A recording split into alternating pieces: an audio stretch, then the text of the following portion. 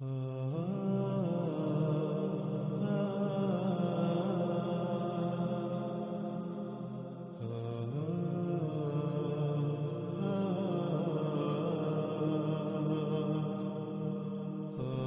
گزشتہ قسط کے آخر میں ہم نے ایک مثال بیان کی تھی کہ اگر آپ سے سوال کیا جائے کہ ایک موٹر سائیکل جو کہ 100 کلومیٹر فی گھنٹہ کی رفتار سے جا رہی ہو اور اس کی بیک لائٹ ٹوٹ کر سڑک پر گر جاتی ہے، لیکن اس کے باوجود وہ کبھی بند ہوتی ہے کبھی بجھتی ہے، تو ایسا کیوں ہوتا ہے؟ اور ناظرین، آپ اس کو آزما بھی سکتے ہیں۔ آپ کسی سے بھی یہ سوال کریں تو آپ کو بہت ہی کم لوگ ایسے ملیں گے جو اس سوال کا جواب دے پائیں، اگر ان کو پہلے سے اس کا علم نہیں ہوگا، کیونکہ جب یہ سوال کیا جائے گا تو سوائے غور و فکر کرنے والے چند افراد کے، چند لوگوں کے، باقی سب ہی سوال میں کی جانے والی بات میں غور کرنے کی بجائے اس بارے میں پہلے سے جو نظریہ ان کے ذہن میں ہوگا وہی خاکہ ان کے ذہن میں آئے گا۔ ان کو یہی لگے گا کہ آپ کہہ رہے ہیں وہ کبھی جل رہی ہے اور کبھی بجھ رہی ہے، جس وجہ سے وہ اس کی طرح طرح سے تعویلیں کرنا شروع کر دیں گے۔ حالانکہ ناظرین، آپ نے تو سوال میں ایسا کہا ہی نہیں کہ کبھی جل رہی ہے اور کبھی بجھ رہی ہے، بلکہ آپ نے کہا کبھی بند ہو رہی ہے اور کبھی بجھ رہی ہے۔ بند ہونا اور بجھنا ایک ہی تو بات ہے۔ بالکل عین اسی طرح آج سے 14 صدیاں قبل محمد علیہ السلام نے سورج کے مغرب سے طلوع ہونے کے بارے میں کہا تھا۔ اس وقت بھی سورج جہاں غروب ہوتا تھا، یعنی جہاں انسانوں کو ڈوبتا ہوا نظر آ رہا ہوتا تھا، عین اسی وقت اسی مقام سے وہ طلوع بھی ہو رہا ہوتا تھا، اور آج بھی بالکل ویسا ہی ہو رہا ہے۔ لیکن فرق یہ ہے کہ اس وقت انسان سمجھتے تھے کہ سورج ڈوب جاتا ہے، پھر وہ کئی گھنٹے چھپے رہنے کے بعد دوسری سمت سے طلوع ہوتا ہے۔ کسی کے وہم و گمان میں بھی نہ تھا کہ جہاں اسے ڈوبتا دیکھ رہے ہیں وہیں سے وہ ایک دوسری قوم پر عین اسی وقت طلوع ہوتا ہوا نظر آ رہا ہوتا ہے، اور اس کے برعکس آج یہ راز ہر کسی پر کھل چکا۔ رسول اللہ علیہ السلام کے الفاظ کے عین مطابق سورج اس وقت یعنی 14 صدیاں قبل جو کر رہا تھا، اس وقت بھی اس نے ویسے ہی کرنا تھا جب اس نے جہاں غروب ہوتا ہے وہیں سے طلوع ہوتا ہوا نظر آنا تھا۔ لیکن خود کو علماء کہلوانے والے انسانیت کی رہنمائی کے دعوے داروں نے اپنے بے بنیاد خود ساختہ باطل نظریات کو محمد علیہ السلام سے منسوب کر کے انسانیت کو آج تک خوب گمراہ کیا۔ ناظرین، یہ یاد رکھیں کہ اس وقت سورج و زمین کے حوالے سے ایک عقیدہ پایا جاتا تھا، جیسے آج مختلف طرح طرح کے عقائد و نظریات ایسے پائے جاتے ہیں کہ جن کے بارے میں کہا جاتا ہے کہ ان عقائد پر کسی طرح بھی کمپرومائز نہیں کیا جا سکتا، ان پر کسی طرح سے بھی سمجھوتا نہیں کیا جا سکتا۔ بالکل عین اسی طرح اس وقت بھی سورج اور زمین کے حوالے سے ایک مخصوص عقیدہ پایا جاتا تھا کہ جس کے خلاف وہ بات سننے کو تیار بھی نہ تھے۔ اگر ان کے اس نظریے کا کوئی رد کرتا یا اس کے خلاف کوئی بات کرتا تو وہ اس کے خلاف محاذ کھڑا کر دیتے۔ وہ اپنے عقیدے اور نظریے کے خلاف کوئی بات سننے کو تیار نہ تھے۔ آپ خود غور کریں کہ اگر سورج کا اس کے مغرب سے طلوع ہونے کا مطلب یہ ہوتا کہ سورج الٹا سفر شروع کر دے گا، تو اس کے لیے سب سے پہلے یہ بات ثابت ہونا چاہیے کہ زمین نہیں بلکہ سورج زمین کے گرد گھوم رہا ہے جیسے وہ آنکھوں سے نظر آتا ہے۔ اور جو نظریہ اس راز کے کھلنے سے پہلے عام تھا، یعنی زمین روٹی کی طرح چپٹی ہے اور اس کے درمیان میں خشکی ہے، اس کے گرد سمندر اور سمندر کے اطراف زمین کے کناروں پر پہاڑوں کی بھاڑ ہے جو نہ صرف سمندروں کو روکے ہوئے ہے بلکہ گنبد نما آسمان اس پر ٹکا ہوا ہے۔ سورج ایک مخصوص متعین مقام سے طلوع ہوتا ہے اور پھر سفر کرتا ہوا ایک مخصوص متعین مقام پر جا کر ڈوب جاتا ہے۔ یوں طلوع اور غروب پوری دنیا کے انسانوں پر بیک وقت ہوتا ہے، یعنی جب سورج طلوع ہوتا ہے تو پوری دنیا کے لوگوں پر ایک ہی وقت میں طلوع ہو رہا ہوتا ہے، اور جب غروب ہوتا ہے تو پوری دنیا کے لوگوں پر ایک ہی وقت میں غروب ہو رہا ہوتا ہے۔ پوری دنیا کے لوگ بیک وقت اسے طلوع ہوتا ہوا دیکھ رہے ہوتے ہیں اور پوری دنیا کے لوگ اسے بیک وقت ایک ہی وقت میں غروب ہوتا ہوا دیکھ رہے ہوتے ہیں۔ اگر سورج کا اس کے مغرب سے طلوع ہونے سے مراد یہ مان لیا جائے کہ جیسے سورج ایک سمت سے دوسری سمت سفر کرتا دکھائی دیتا ہے اس کے الٹ سفر کرتا دکھائی دے گا، تو اس کا مطلب یہ ہے کہ گزشتہ لوگوں کا سورج اور زمین کے حوالے سے جو نظریہ تھا، جو عقیدہ تھا، وہ سچ تھا۔ وہ سچا ہے۔ لیکن ناظرین، کیا حقیقت یہی ہے؟ نہیں، بالکل نہیں، بلکہ آج پوری دنیا پر حقیقت کھل چکی کہ زمین روٹی کی طرح چپٹی نہیں بلکہ گیند کی طرح گول ہے، اور سورج زمین کے گرد سفر نہیں کر رہا بلکہ زمین اپنے ہی محور پر سورج کے گرد گھوم رہی ہے، جس کی وجہ سے دن اور رات آ جا رہے ہیں۔ اور پھر دوسری بات کہ سورج کا مقام طلوع اور مقام غروب یہ مخصوص دو مقامات ہونا ضروری ہیں، اور اس کے لیے پھر زمین کا روٹی کی طرح چپٹا ہونا بھی ضروری ہے، تب ہی جا کر ایسا سوچا جا سکتا ہے کہ سورج الٹا سفر کرتا ہوا دکھائی دے گا۔ لیکن کیا حقیقت یہی ہے؟ نہیں، یہ حقیقت نہیں ہے۔ ناظرین، جب حقیقت یہ نہیں تو پھر ایسا کیسے ہو سکتا ہے کہ سورج الٹا سفر کرنا شروع کر دے، سورج الٹا سفر کرتا دکھائی دے؟ ایسا کیسے ہو سکتا ہے؟ پھر ناظرین، آج ہر کوئی اپنی آنکھوں سے دیکھ رہا ہے کہ سورج تو ڈوبتا ہی نہیں، سورج تو ہر لمحے طلوع ہی رہتا ہے، لیکن انسانوں کے نزدیک سورج ہر لمحے زمین کے ہر مقام سے غروب بھی ہو رہا ہے اور وہیں سے طلوع بھی ہو رہا ہے۔ مثلا اس وقت اگر آپ کے ہاں سورج طلوع ہو رہا ہے تو عین یہی مقام ایک دوسری قوم کے لیے مقام غروب ہے، انہیں اسی مقام سے غروب ہوتا ہوا نظر آ رہا ہے۔ اگر اس وقت سورج آپ کے سر پر ہے تو عین اسی وقت یہی مقام کسی اور قوم کے لیے، دوسری قوم کے لیے مقام غروب اور کسی اور تیسری قوم کے لیے مقام طلوع ہے۔ کسی قوم کے لیے صبح کا وقت تو کسی کے لیے عصر کا وقت، یعنی سورج ہر لمحے کسی نہ کسی قوم پر طلوع ہو رہا ہوتا ہے اور کسی نہ کسی قوم پر غروب ہو رہا ہوتا ہے۔ تو پھر یہ بات بالکل بے بنیاد ہو جاتی ہے کہ سورج کا مغرب سے طلوع ہونا سے مراد سورج جیسے اس وقت سفر کرتا ہوا دکھائی دے رہا ہے، اس کے برعکس الٹا سفر کرنا شروع کر دے گا، الٹا سفر کرتا دکھائی دے گا۔ پھر ناظرین، ایسے لوگ جو یہ کہتے ہیں، جن کا یہ عقیدہ و نظریہ ہے کہ سورج کا اس کے مغرب سے طلوع ہونے سے مراد سورج الٹا سفر کرتا ہوا دکھائی دے گا، جب یہ حقیقت کھل کر واضح ہو گئی کہ زمین روٹی کی طرح چپٹی نہیں بلکہ گیند کی طرح گول ہے، اور دن اور رات سورج کے زمین کے گرد گھومنے سے نہیں آ جا رہے بلکہ زمین کو سورج کے گرد اپنے ہی محور پر گھمایا جا رہا ہے، جس کی وجہ سے دن اور رات آ جا رہے ہیں۔ جب یہ حقیقت کھلی تو ایسے ان لوگوں نے ایک نیا فارمولہ ایجاد کر لیا، وہ یہ کہ زمین الٹا گھومنا شروع کر دے گی، جس وجہ سے سورج مغرب سے طلوع ہوتا دکھائی دے گا۔ بجائے یہ کہ یہ لوگ حقیقت کھل جانے کے بعد اپنی غلطی کو تسلیم کرتے، اس کی اصلاح کر لیتے، اندھوں کی طرح اپنے آباء و اجداد کے پیچھے چلتے رہنے سے باز آ جاتے اور غور و فکر کرتے، بلکہ یہ لوگ الٹا مزید اپنی گمراہی پر ڈٹ گئے اور اصلاح کا زبردستی دروازہ بند کر دیا، اصلاح کا رستہ زبردستی بند کر دیا۔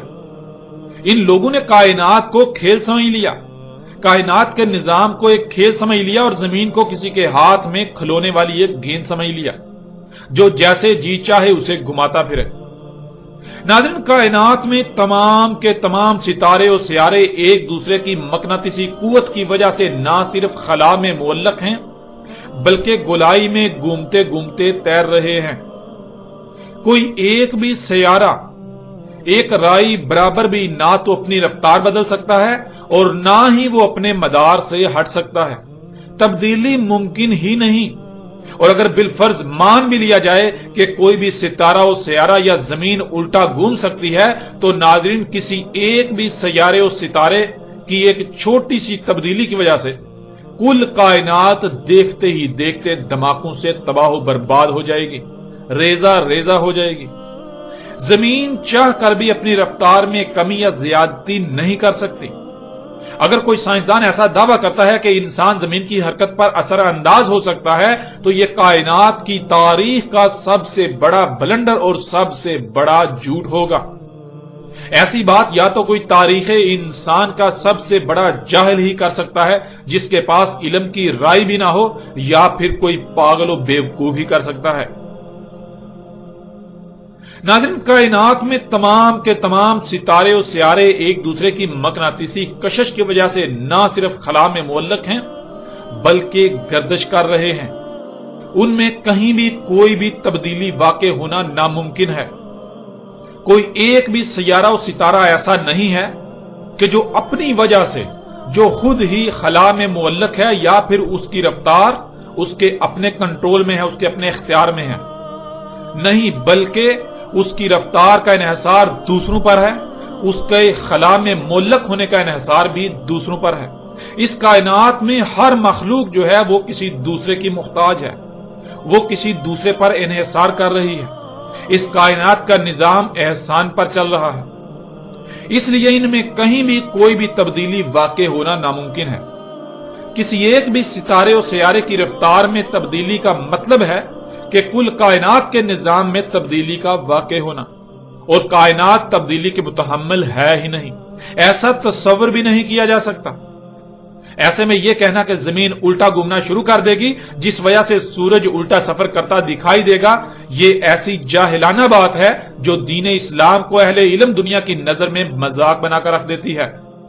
ایسی بے بنیاد اور جاہلانہ باتوں کی وجہ سے جو محمد رسول اللہ علیہ السلام سے منسوب کی جاتی ہیں، محمد رسول اللہ علیہ السلام کا مذاق اڑانے پر دنیا کو ابھارتی ہیں، اور اس کی اصل وجہ، اس کے اصل ذمہ دار بذات خود وہی لوگ ہیں جو خود کو امت محمد کہلواتے ہیں، جو امت محمد ہونے کے دعوے دار ہیں، جو امت محمد ہونے کے دعوے دار ہیں اور بے بنیاد جاہلانہ اور فضول قسم کے اپنے خود ساختہ عقائد و نظریات کو محمد رسول اللہ علیہ السلام سے منسوب کرتے ہیں۔ ناظرین، اگر ایک لمحے کے لیے یہ بات مان بھی لی جائے، چلو مان لیا کہ زمین الٹا گھومنا شروع کر دے گی، تو سوال یہ پیدا ہوتا ہے کہ ایسا کب تک چلے گا؟ اگر ایسا ہو بھی جائے تو دیکھتے ہی دیکھتے لمحوں کے اندر کل کائنات تباہ ہو جائے گی۔ حالانکہ روایات میں تو سورج کے مغرب سے طلوع ہونے کو الساعۃ کی پہلی آیات میں سے کہا گیا ہے۔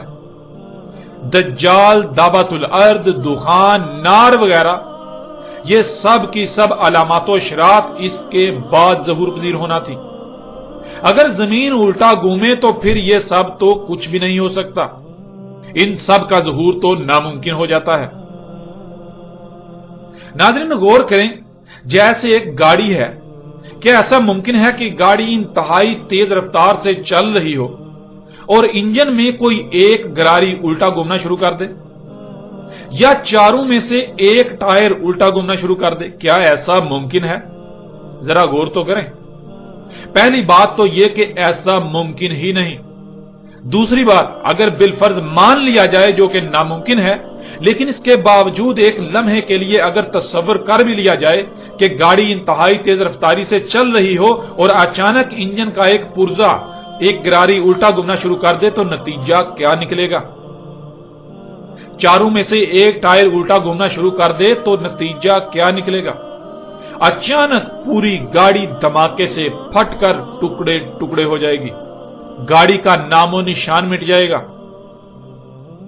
ناظرین، بالکل ایسے ہی اگر یہ بات مان لی جائے کہ زمین الٹا گھومنا شروع کر دے گی تو کل کائنات، سورج، چاند، ستارے اور سیارے، سب کچھ اچانک دھماکے سے تباہ ہو جائیں گے، سب کچھ ریزہ ریزہ ہو جائے گا۔ اس لیے ایسا کہنا کہ زمین الٹا گھومنا شروع کر دے گی جس کی وجہ سے سورج الٹا سفر کرتا دکھائی دے گا، یہ بات انتہائی احمقانہ، جاہلانہ اور بے بنیاد ہے۔ اس کی کوئی بنیاد ہی نہیں ہے، اس میں حقیقت کی ایک رائے بھی نہیں ہے، اس میں حقیقت کا رائے برابر بھی کوئی عنصر نہیں ہے۔ لہٰذا ایسے لوگ جو ایسے عقائد و نظریات رکھتے ہیں ان کو اپنے گریبان میں جھانکنا چاہیے، ان کو چاہیے کہ وہ غور و فکر کریں اور حق کو اپنی آنکھوں سے دیکھنے کے بعد تسلیم کریں، نہ کہ الٹا اپنی جہالت پر ڈٹے رہیں۔ حقیقت ہر لحاظ سے آپ کے سامنے ہے۔ ناظرین، اب آتے ہیں قرآن کی طرف۔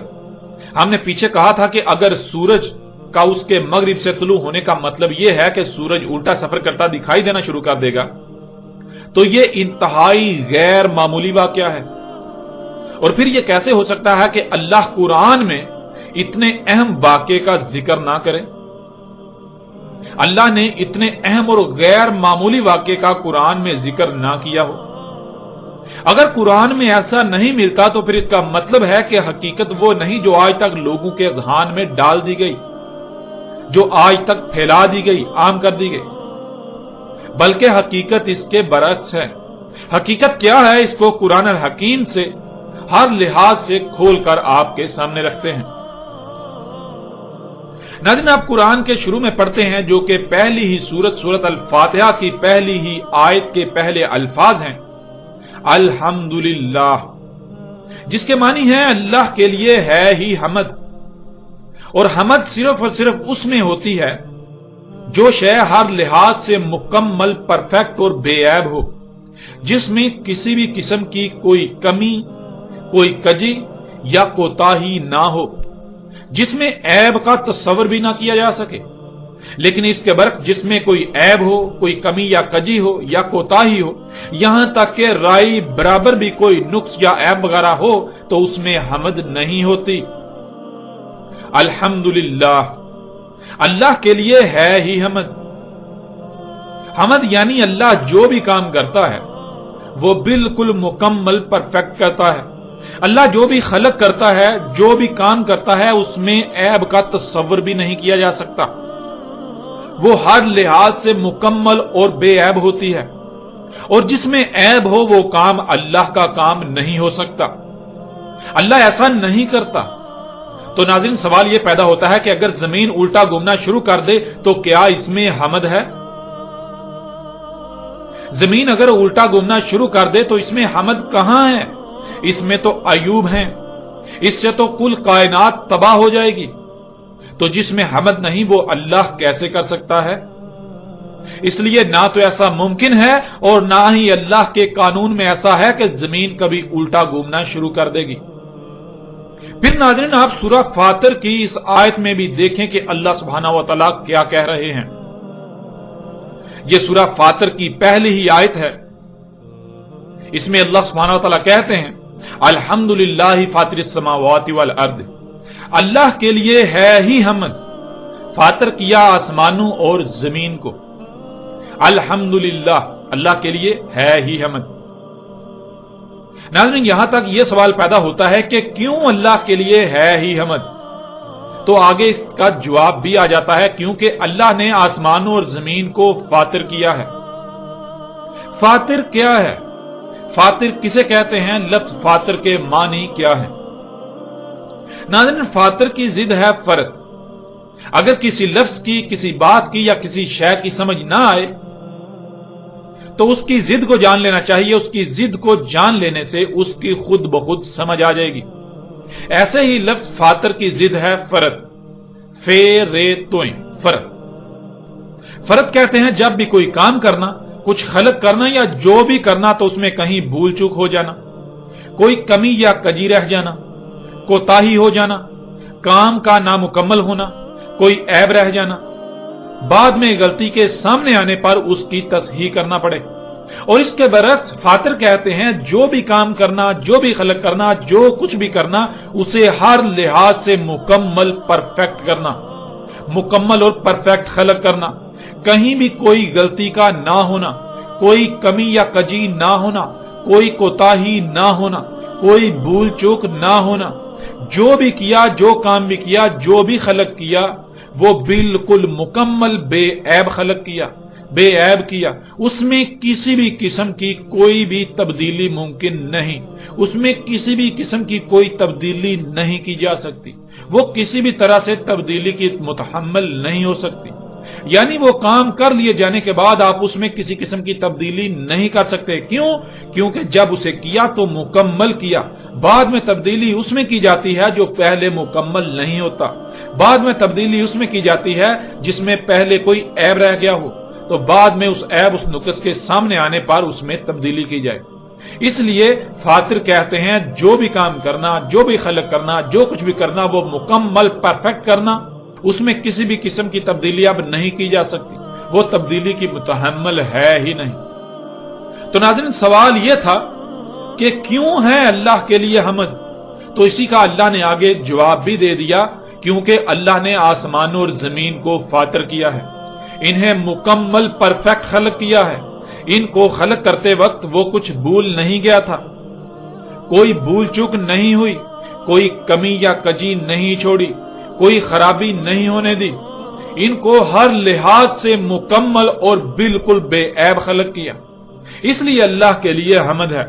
جو جیسا اللہ نے خلق کر دیا اس میں کسی بھی قسم کی کسی تبدیلی کا تصور تک نہیں کیا جا سکتا اور نہ ہی تبدیلی ممکن ہے، ورنہ اللہ کے لیے حمد نہیں ہوگی. اور ایسا کیسے ہو سکتا ہے کہ اللہ کے لیے حمد نہ ہو؟ اللہ تو سبحان ہے، اللہ پاک ہے اس سے کہ اس کی خلق میں کچھ ایسا ہو جس سے اس کے لیے حمد نہ ہو. وہ اپنی خلق میں تبدیلی نہیں کرتا. اور ناظرین، تب تک اللہ کے لیے حمد ہے جب تک آسمان اور زمین اور جو کچھ بھی ان میں ہے وہ سب کا سب فاتر رہے گا، یعنی بالکل ویسا ہی رہے گا جیسا اللہ نے خلق کر دیا تھا. جس کو جس مقام پر قائم کیا تھا. جب تک تمام کی تمام مخلوقات اپنے اپنے مقام پر رہیں گی، اپنی اپنی ذمہ داری کو پورا کریں گی، تب تک اللہ کے لیے حمد ہے. ورنہ اگر کوئی ایک مخلوق بھی اس میں رائی برابر بھی تبدیلی کرتی ہے تو اللہ کے لیے حمد نہیں ہوگی. اور اللہ کے لیے تو ہے ہی حمد، یعنی پھر اس کا ذمہ دار اللہ نہیں. کسی نے اس کا شریک ہونے کا دعویٰ کیا، جو شریک ہونے کا دعوے دار ہوگا وہ اس کا ذمہ دار ہوگا. اب آپ خود غور کریں کہ کیا اللہ زمین و آسمانوں کو ان فاتر کر دے گا؟ جس سے اس کے لیے حمد ہی نہ ہو، وہ سبحان ہی نہ رہے، یعنی وہ خود ہی زمین کو فاتر کے بجائے ان فاتر کر دے کہ زمین کے گھومنے کی جو سمت اس نے طے کر دی اسی کے خلاف کر دے؟ ایسا کیسے ہو سکتا ہے؟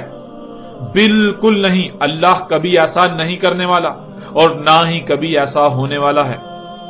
ناظرین، آپ یہ بات جان چکے کہ اللہ نے آسمانوں اور زمین کو فاتر کیا، اور جب تک یہ فاتر رہیں گے تب تک اللہ کے لیے حمد ہے. یعنی اللہ نے زمین و آسمانوں کو جیسا خلق کیا، جب تک وہ بالکل ویسے ہی رہیں گے تب تک اللہ کے لیے حمد ہے.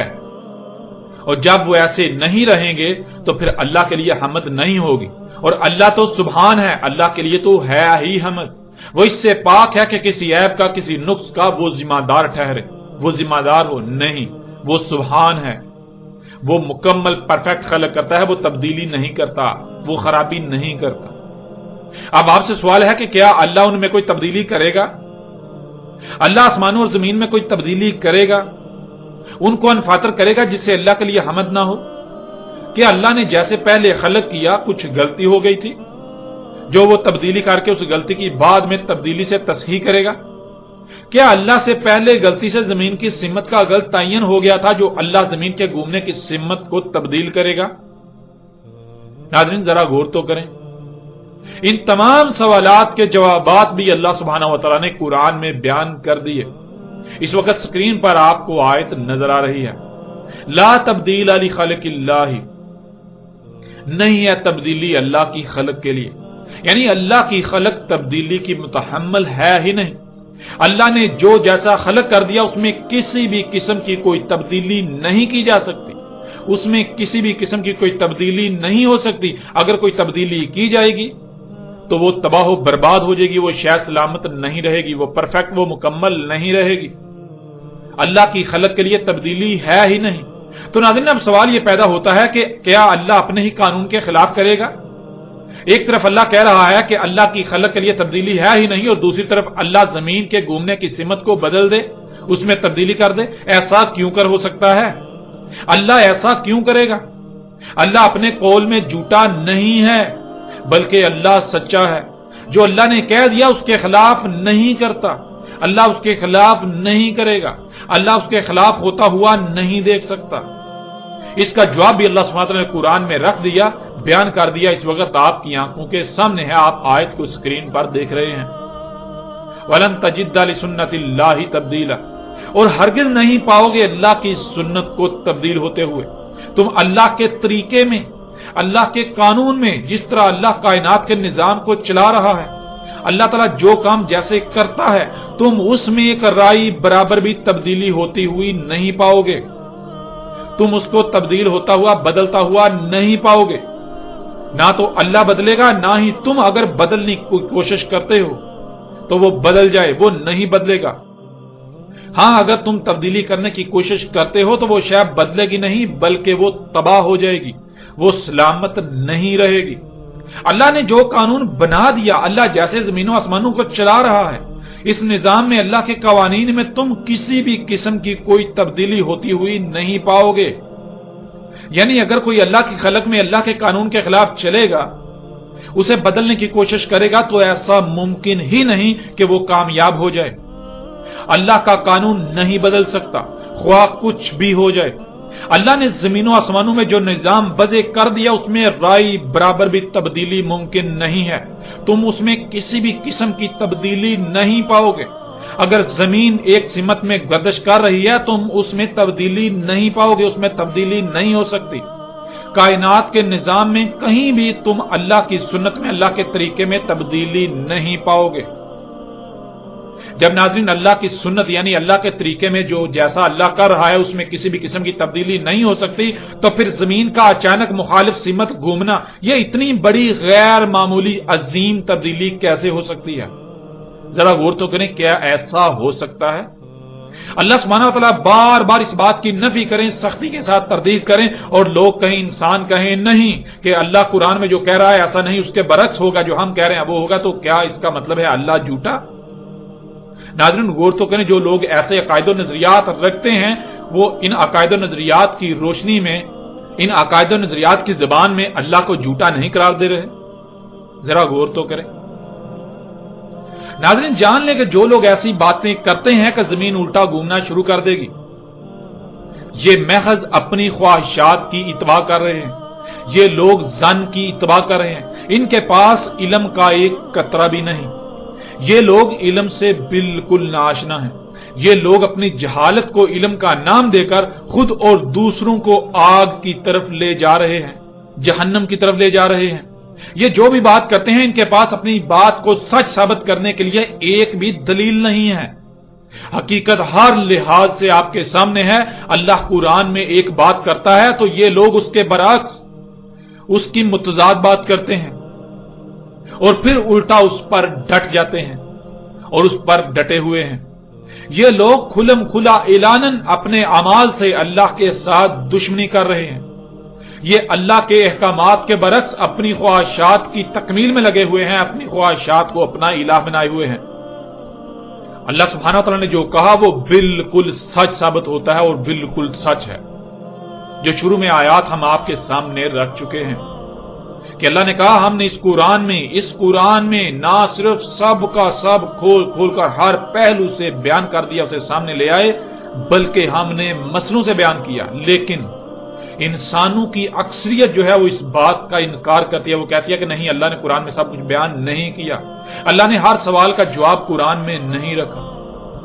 یوں یہ حقیقت بھی ہر لحاظ سے آپ کے سامنے ہے. اس طرح ناظرین اسے ایک اور پہلو سے بھی قرآن سے آپ کے سامنے رکھتے ہیں جو کہ انتہائی دہلا کر رکھ دینے والا پہلو ہے. اللہ سبحانہ و تعالیٰ نے قرآن میں دو ٹوک الفاظ میں اس بات کی تردید کر دی کہ سورج جو بھی کرتا نظر آ رہا ہے اس میں رائی برابر بھی رد و بدل کرے گا.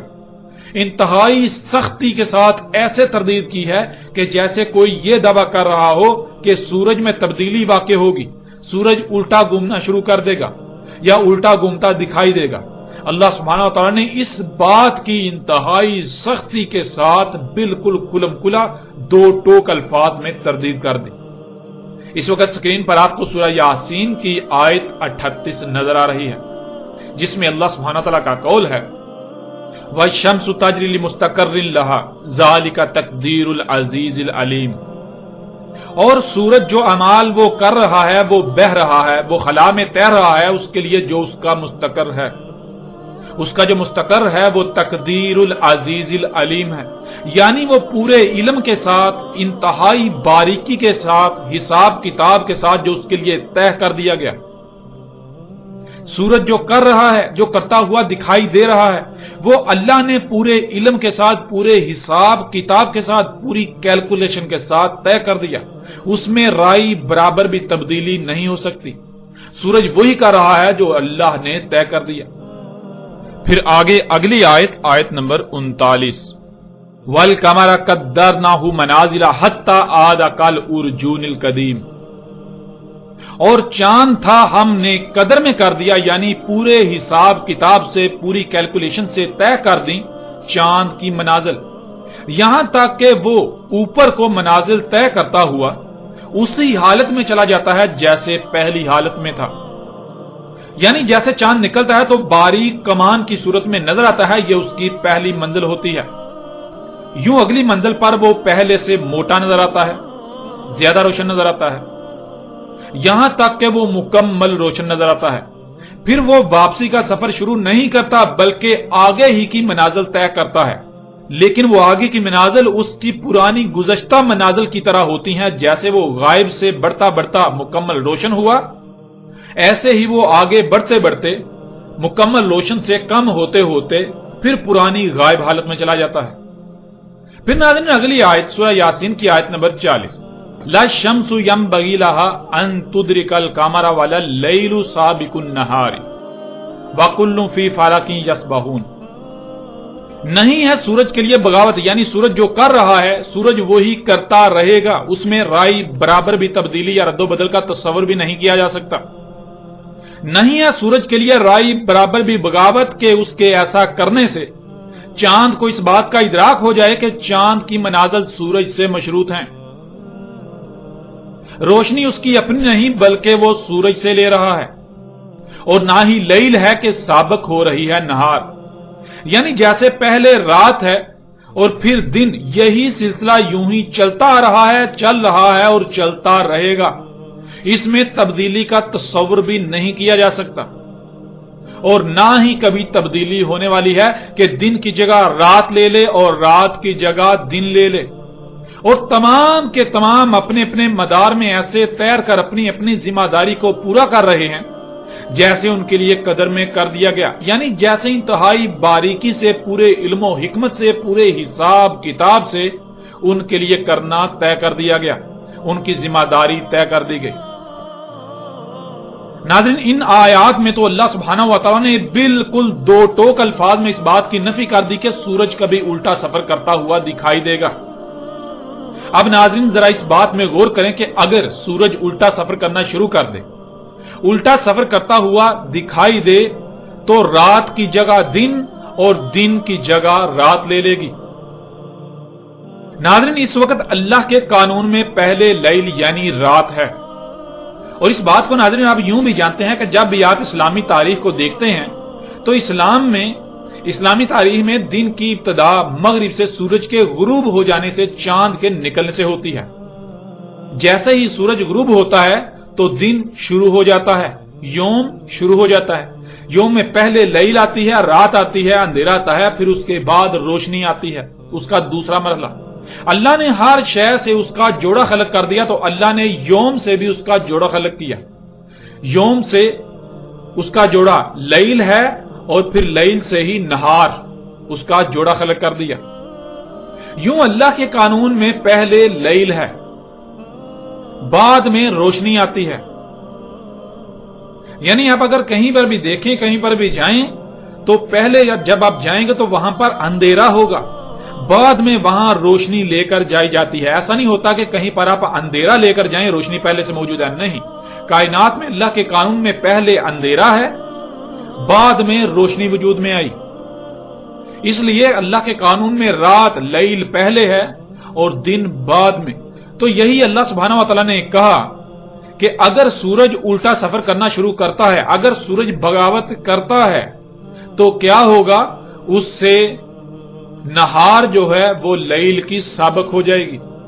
یعنی اللہ کے قانون میں لیل رات پہلے ہے، لیکن اگر سورج الٹا گھومتا ہے تو رات کی بجائے دن پہلے آ جائے گا اور رات بعد میں چلی جائے گی.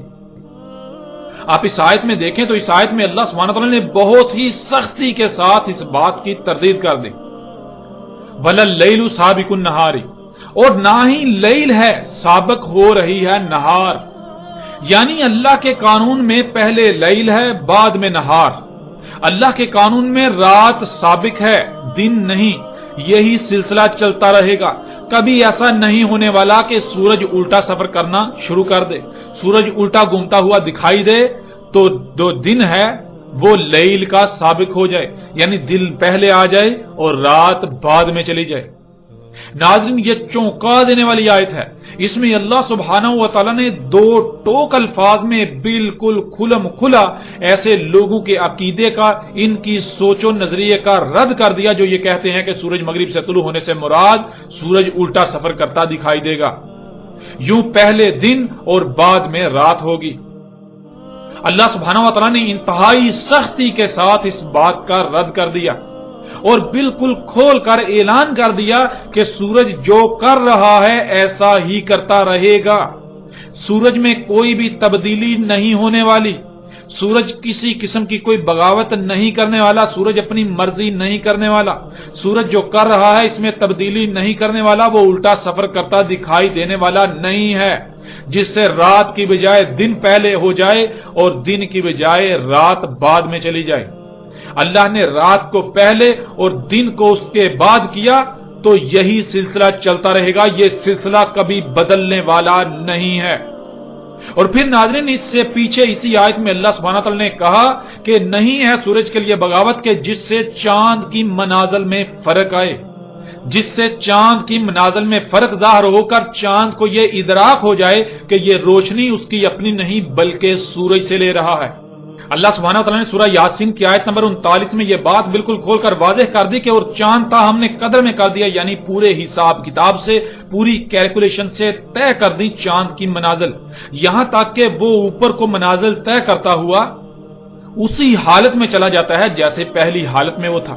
یعنی جیسے چاند نکلتا ہے تو وہ باریک کمان کی صورت میں نظر آتا ہے تو یہ اس کی پہلی منزل، یوں اگلی منزل وہ پہلے سے موٹا نظر آتا ہے، یہاں تک کہ وہ منازل طے کرتا ہوا آگے بڑھتا بڑھتا مکمل روشن ہو جاتا ہے. پھر وہ واپسی کا سفر شروع نہیں کرتا بلکہ وہ آگے ہی کی منازل طے کرتا ہے، لیکن وہ آگے کی منازل اس کی پرانی گزشتہ منازل کی طرح ہوتی ہیں.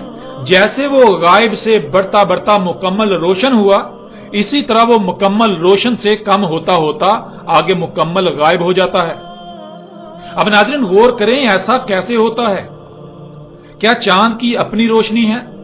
یہ راز بھی آج کھل چکا کہ چاند کی اپنی روشنی نہیں ہے بلکہ سورج کی روشنی ہے جو کہ چاند پر پڑتی ہے اور منعکس ہو کر واپس زمین پر آتی ہے. ذرا غور کریں اگر سورج الٹا گھومنا شروع کر دے تو کیا چاند کی وہی منازل برقرار رہیں گی جو اللہ نے طے کر دیں، جو اللہ نے قدر میں کر دیں؟ کیا چاند ویسے ہی منازل طے کرے گا؟ مثلا اگر چاند کی 7 تاریخ ہو اور سورج اچانک الٹا سفر کرتا دکھائی دینے لگے، سورج اچانک الٹا سفر کرنا شروع کر دے تو کیا چاند حسب سابق آگے ہی کو منازل طے کرے گا یا پھر آگے بڑھنے کی بجائے جو منازل طے کر کے آیا واپس وہی منازل پیچھے کو طے کرنا شروع کر دے گا؟ حقیقت آپ کے سامنے ہے. یوں چاند کو تو بالکل واضح ادراک ہو جائے گا کہ یہ روشنی اس کی اپنی نہیں بلکہ سورج کی ہے، کیونکہ اگر اس کی اپنی روشنی ہوتی تو جو پہلے سے سلسلہ چلتا آ رہا ہے سورج کی اپنی سمت بدل لینے سے بھی وہی سلسلہ برقرار رہنا چاہیے تھا. لیکن سورج کی سمت بدلنے سے یا سورج کی سمت بدلتے ہی خواہ وہ زمین کے گھومنے سے ہوا یا جیسے بھی ہوا، اس کی منازل آگے بڑھنے کے بجائے بدل کر واپس طے ہونا شروع ہو گئی. یوں چاند کو ادراک ہو گیا کہ اس کی منازل سورج سے مشروط ہیں، یوں چاند کو یہ ادراک ہو گیا کہ روشنی اس کی اپنی نہیں بلکہ سورج کی روشنی اس پر پڑ رہی ہے. اور اللہ نے کہا کہ ایسا ہونا اللہ میں قدر میں کیا ہی نہیں، اس لیے ایسا کبھی ہو ہی نہیں سکتا کہ سورج کوئی تبدیلی کرے، سورج میں تم کوئی تبدیلی دیکھو جس سے چاند کو یہ ادراک ہو جائے یا چاند کی منازل پر کوئی فرق پڑے، چاند کی منازل پر کوئی فرق پڑے جس سے چاند کو یہ ادراک ہو جائے کہ یہ روشنی اس کی اپنی نہیں ہے، یہ منازل اس کی سورج سے مشروط ہیں. ایسا کبھی نہیں ہوگا. تم جو ایسا کہتے ہو کہ سورج اپنی اس لائن کو چھوڑ دے گا، اس میں تبدیلی کرے گا، سورج بغاوت کرتے ہوئے الٹا گھومنا شروع کر دے گا، تو ایسا ممکن ہی نہیں ہے، ایسا کبھی نہیں ہونے والا. ایسا کبھی نہیں ہونے والا کہ سورج جو کر رہا ہے اس میں کوئی ایسی تبدیلی نظر آئے کہ جس سے چاند کی منازل پر اثر پڑے.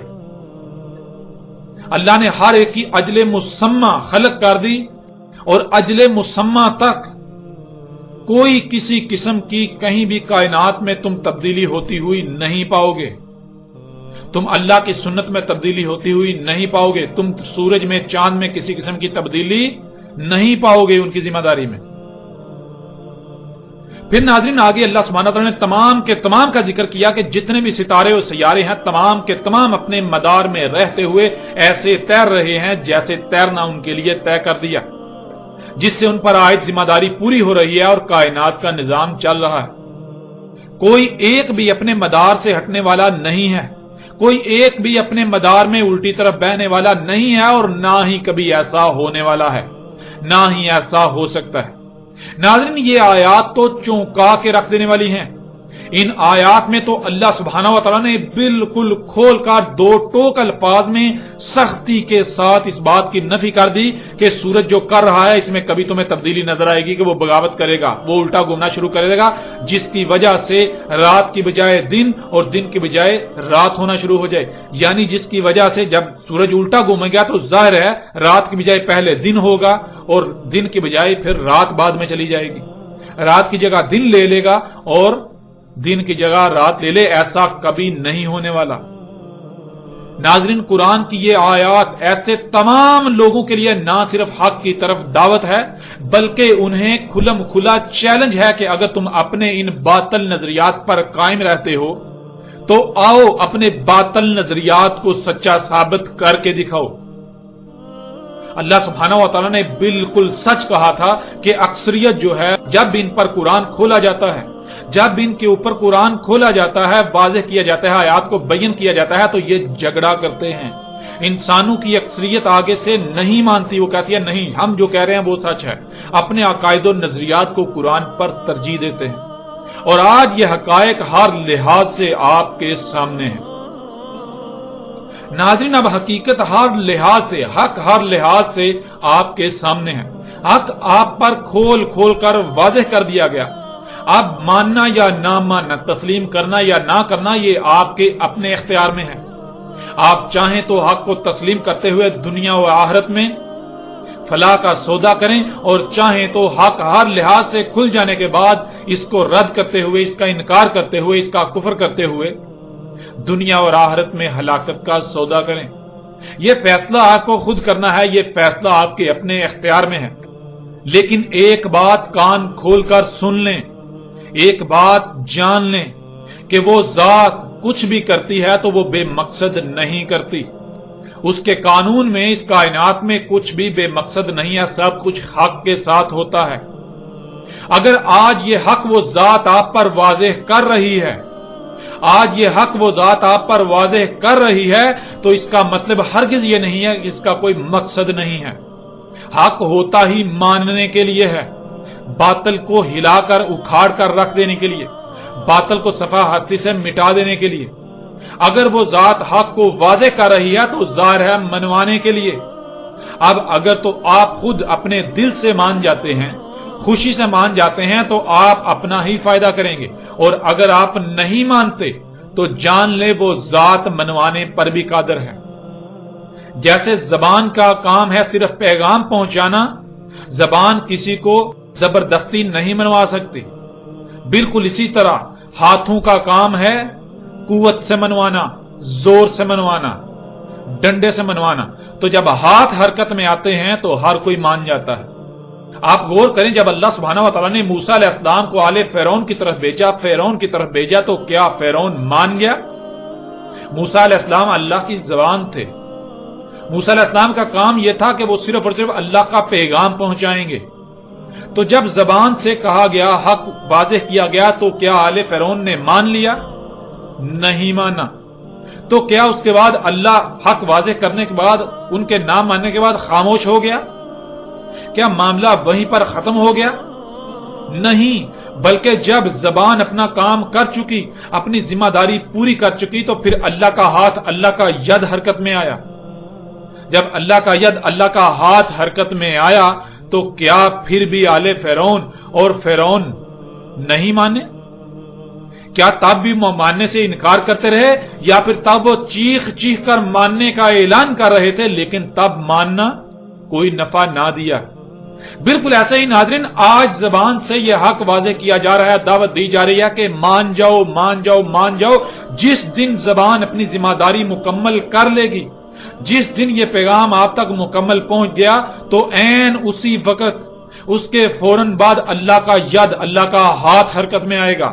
جب ہاتھ حرکت میں آئے گا، جب ڈنڈا حرکت میں آئے گا، تو پھر دیکھیں گے کون نہیں مانتا۔ اگر تم سچے ہوئے، اگر تم حق پر ہوئے تو پھر بھی نہ ماننا، پھر بھی نہ ماننا، نہ مان کر دکھانا، اپنے اسی قول پر، اپنے اسی دعوے پر، اپنی اسی بات پر ڈٹ کے دکھانا۔ ناظرین، حق ہر لحاظ سے آپ پر کھول کھول کر واضح کیا جا چکا، اس کے باوجود آئندہ قسط میں اسی موضوع پر ایک اور پہلو سے تفصیل کے ساتھ بات کریں گے کہ اللہ سبحانہ و تعالیٰ نے اس حوالے سے مزید قرآن میں کیا رہنمائی کی۔